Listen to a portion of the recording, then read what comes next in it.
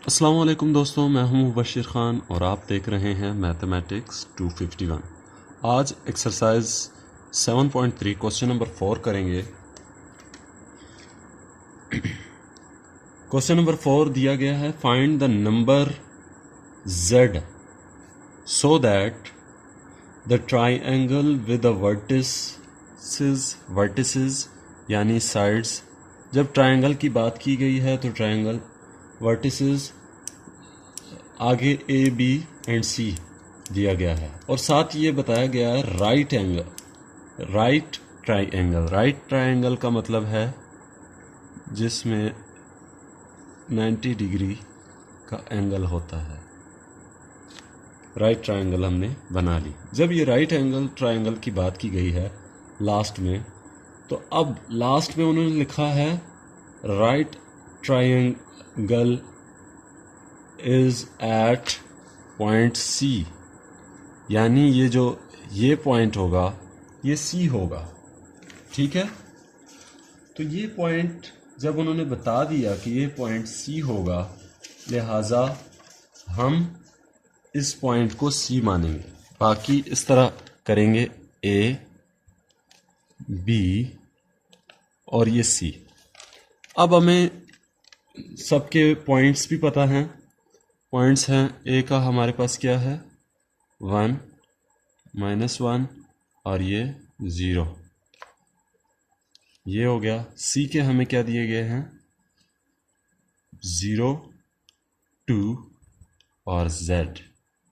सवाल में हमसे पूछा गया है फाइंड द वैल्यू ऑफ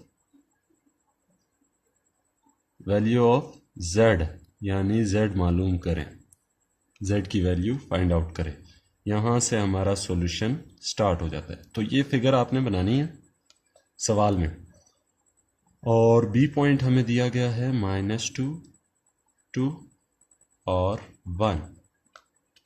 ठीक है, मैं थोड़ा जूम कर लेता हूँ ताकि आपको सही से समझ आ सके।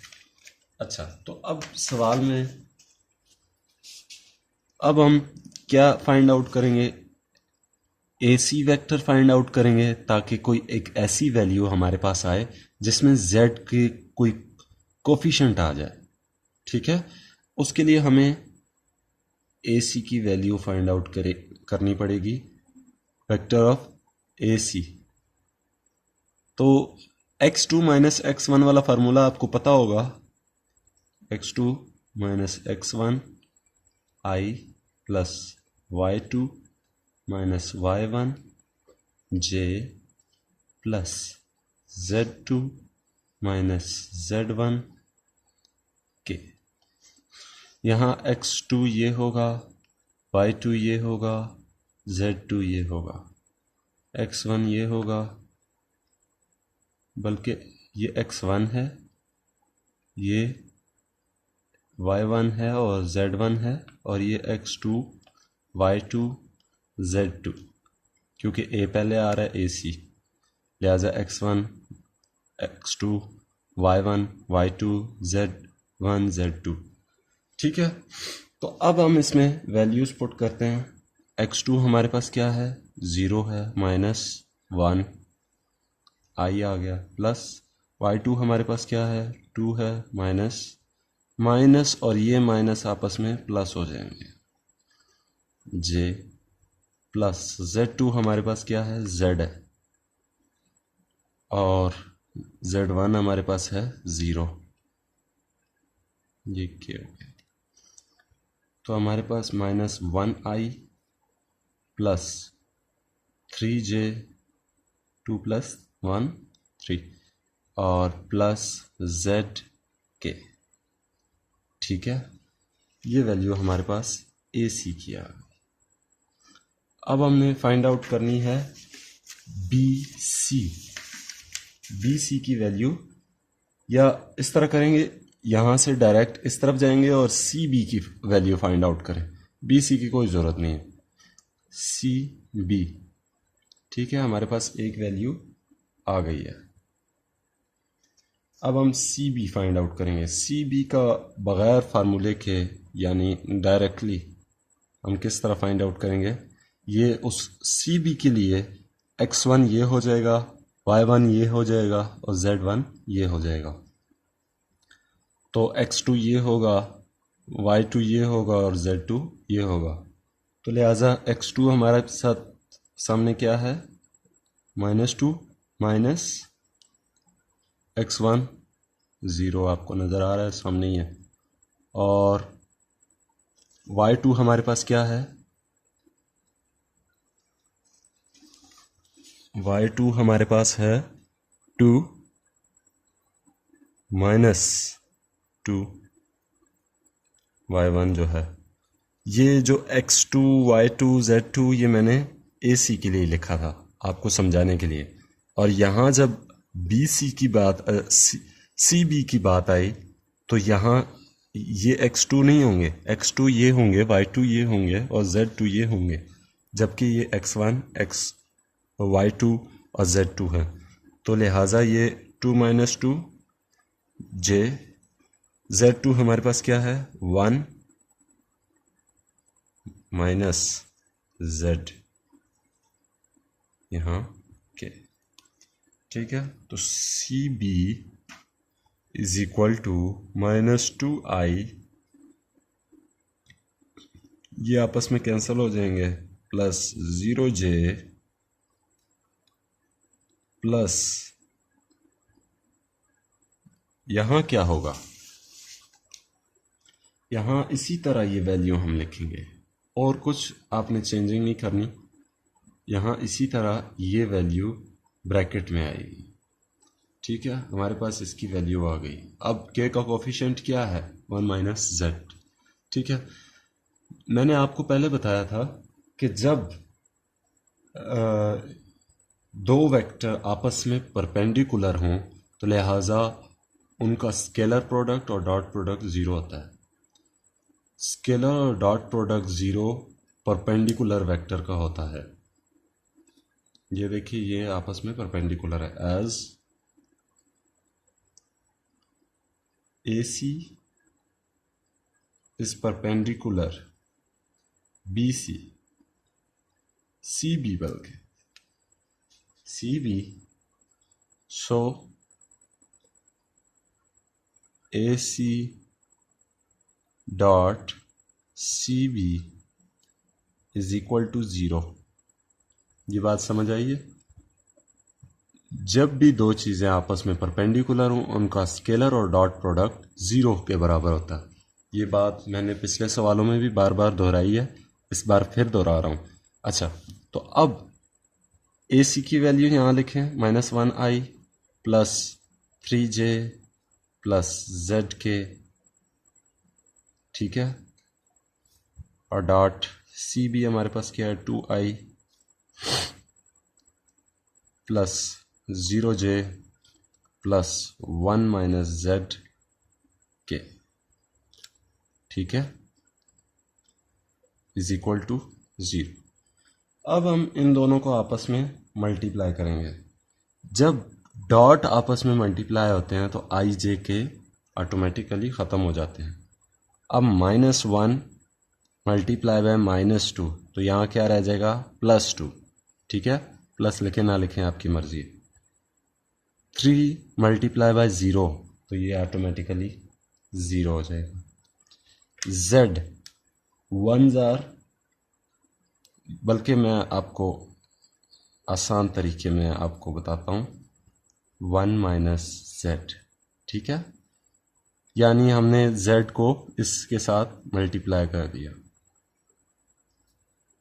अब क्या होगा, 2 plus z1z minus z square, ठीक है।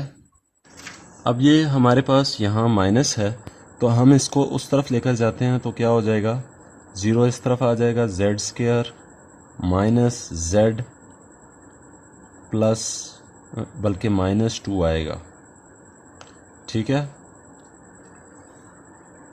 अब पेयर्स बनाएंगे। पेयर्स कैसे होंगे, z स्क्वायर उसी तरह आएगा, -2z प्लस z, ये -2 उसी तरह होगा। पेयर्स बन गए। या आप यहाँ क्वाड्रेटिक फार्मूला भी लगा सकते हैं, आपकी मर्ज़ी है अगर आप कर सकते हैं। तो यहाँ हम अब z कॉमन ले लेंगे, z minus 2 plus 1 z minus 2, ठीक है। तो ये हमारे पास आया z माइनस 2 और z प्लस 1। ये 9-10 का पेयर्स बनाना और क्वाड्रेटिक इक्वेशन, या आपको समझ अगर नहीं आ रही तो यहाँ से ये एडिशनल चीज़ है आपके लिए। अगर आपको समझ नहीं आ रही तो फिर मैं आपको बता देता हूँ। ये -2z और z कहाँ से आया। यहाँ हमने पेयर्स बनाए, उन पेयर्स को अगर हम आपस में मल्टीप्लाई करें तो -2 आता है, ठीक है। अगर प्लस माइनस करें तो ये -z आता है। तो लिहाजा इन दोनों को आप इसमें मल्टीप्लाई करें तो क्या जवाब आता है, -2। और अगर प्लस माइनस करें तो -z आएगा। इसी तरह हमने यहाँ निचले स्टेप में z को यहाँ से कॉमन ले लिया, z एक बाहर आ गया और एक अंदर, -2 यहाँ भी z था, यानी z हमने बाहर कॉमन लिया, और +1 ये z -2 उसी तरह है। अब z ये वाला बाहर वाला और ये +1 इनका अलग ब्रैकेट में आ गया, और z -2 अलग आ गए, ठीक है, एक ब्रैकेट में। अब हम दोनों को z -2 = 0 और z +1 = 0, z = 2, ठीक है, z = 2, ये z = 2 हमारे पास एक वैल्यू आ गई, और z = -1। ये दो वैल्यूज़ z की आती हैं। तो यहाँ तक रहा हमारा आंसर। अब चलते हैं क्वेश्चन नंबर 5 की तरफ। क्वेश्चन नंबर 5 में हमें बताया गया है if vector v is a vector for which, आगे ये पॉइंट दिया गया है ये, और ये = 0, एंड फाइंड v। अब v मालूम करें, ठीक है। ये यहाँ से सॉल्यूशन हमारा स्टार्ट हो जाता है, ठीक है। अब मैं आपको बताता हूँ, v तो हमें पता नहीं है, और जो चीज़ हमें पता नहीं होती उनको हम लेट करते हैं। Let v = xi plus yj plus zk। अब जो चीज़ हमें पता नहीं होगी उसे लेट ही करना पड़ेगा ना। तो उन्होंने सवाल में बताया है, हम वही लिखेंगे जैसा कि सवाल में बताया गया है, एज गिवन। गिवन लिखें या ना लिखें आपकी मर्जी।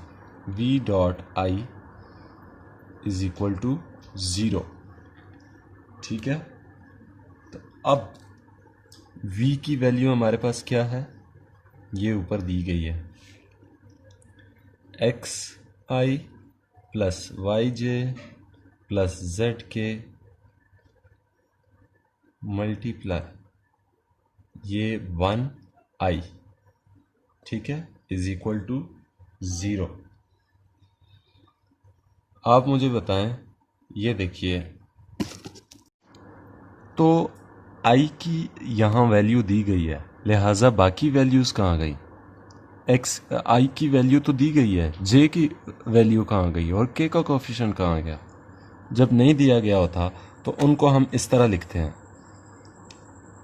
xi plus yj plus zk dot i plus 0j plus 0k। समझ आई। जो चीज़ नहीं दी गई तो उसको ज़ीरो में फाइंड आउट करेंगे ना, ज़ीरो ही लिखेंगे ना, और क्या लिखेंगे। तो अब इसको आप मल्टीप्लाई करें आई के साथ।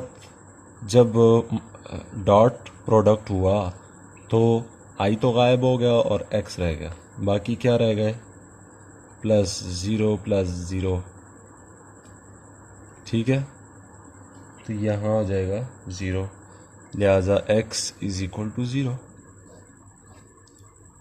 ये पॉइंट, ये पार्ट समझ आया। बाकी पार्ट्स भी इसी तरह हैं। मैं एक और पार्ट करके दिखाता हूँ। एज वी डॉट जे, ये सेकंड पार्ट है, आप देख सकते हैं इसी सवाल का। इसमें 3 हिस्से दिए गए हैं, लेकिन उन्होंने बयान नहीं किया पार्ट 1, पार्ट 2, पार्ट 3। उन्होंने सिर्फ, बल्कि अगर ये 3 ना दिए गए होते तो शायद हमें एक्स वाई जेड की वैल्यू मालूम होती। ठीक है, तो अब हम इसको जो है इज इक्वल टू ज़ीरो, जैसा कि उन्होंने बताया सवाल में, उसी तरह किया। तो v की वैल्यू एक्स आई प्लस वाई जे प्लस जेड के, ठीक है, डॉट जे की वैल्यू यानी 1 होगी, तो बाकी प्लस 0 आई प्लस 0 के और इज इक्वल टू 0। तो इसी तरह ये जब इससे मल्टीप्लाई होगा x 0, तो ये 0 ही होगा। जब y का y 1 ज़ार y आएगा, तो लिहाजा यहाँ y रह गया, plus z 0 0 is equal to 0, y is equal to 0। हमारे पास y की भी वैल्यू आ गई। अब z की फाइंड आउट करेंगे हम।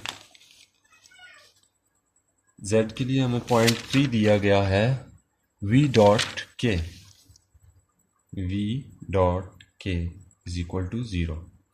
ठीक है, अब v हमारे पास क्या है? v है हमारे पास एक्स आई प्लस वाई जे प्लस जेड के, क्योंकि हमने लेट किया था इसे, और के हमारे पास यहाँ आएगा, यानी बाकी चीज़ें ज़ीरो हैं, 0 आई 0 जे और 1 के होगा, 0 आई 0 जे 1 के, ठीक है, इज इक्वल टू 0।